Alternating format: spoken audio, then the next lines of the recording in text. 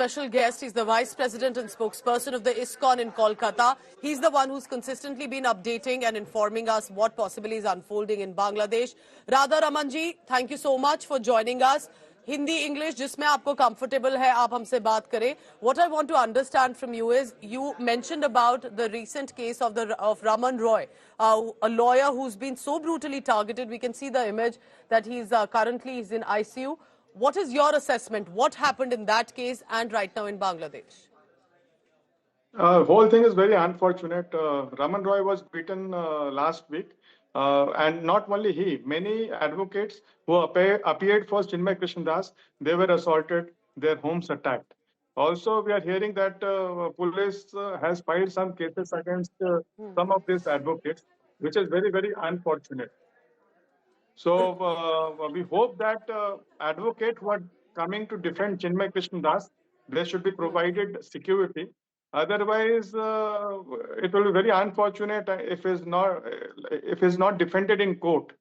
Then that whole thing will be very. That will be justice denied to him. Ramanji, you've been, I'm sure, talking about or in touch with possibly members of the Hindu community and others who are in Bangladesh. What is the sentiment that you are picking on? What is the current status? Because the government authorities and those who support that kind of ideology are saying this is all exaggeration. Nothing is happening. These are just isolated cases and don't see it as targeted attacks at minority. There are so many cases, like I am tweeting practically every day. There are so many incidents. Two of our ISKCON centers were attacked in last 4 days. One center was forcibly closed by mob. And we are also seeing, everybody is seeing that how the mob, the Frenzy mob, with swords in their hands, they are going around in different areas, and they are raising slogan like catch ISKCON devotees, torture them and kill them. So everybody is hearing that. So if it is isolated case, then I don't know. And there are so many incidents of attack. And if 4 of our Brahmacharis, they are now in jail. So my question is, okay, Chinmay Krishnadas was like against him, some treason or Deshdroh case was filed. So why other 3 Brahmacharis who were just supporting, 2 Brahmacharis, they went with medicine and food to give him in jail. So why they were arrested? Also, media also verified, Indian media. Yes.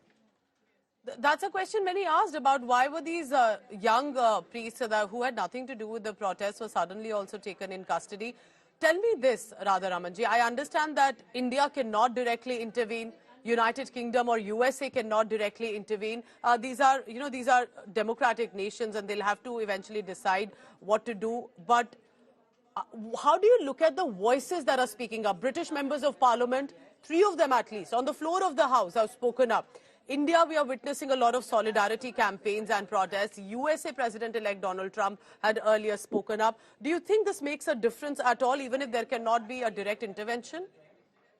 Yes, absolutely. Actually, we are very grateful to the members of parliament from UK and Donald Trump and the protest which is happening right in India from spiritual leaders like Sri Ravi Shankarji, Sadhguru, Baba Ramdev, and Devkinandan Thakur, and so many spiritualists. They are openly speaking about it. So first thing is that, wherever, when minorities are attacked, then people should raise their voice. If we maintain our silence, then they will be slaughtered in we saw that in 1971, 3 million Hindus were killed. This is not I am what saying it is. This is what is on Wikipedia page of 1971 Hindu genocide. You just check that. There it says that in 71, 3 million Hindus were killed and more than 3 to 4 lakh Hindu women were raped. So even hardly any Hindu know about these things.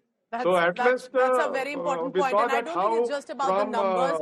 Enough documented reports have shown the kind of violence, and the fact that Hindu minority in Bangladesh has now dipped to barely about 7 to 8%, that sharp decline. also says a lot of what has happened possibly in Bangladesh. I appreciate you joining us, Radharamn ji, and for updating constantly on what's unfolding, because there's a lot of filtered information coming in. Thank you, and we hope that the people in Bangladesh, all communities, can find the harmony again, especially the Hindu minority that's getting support globally as well.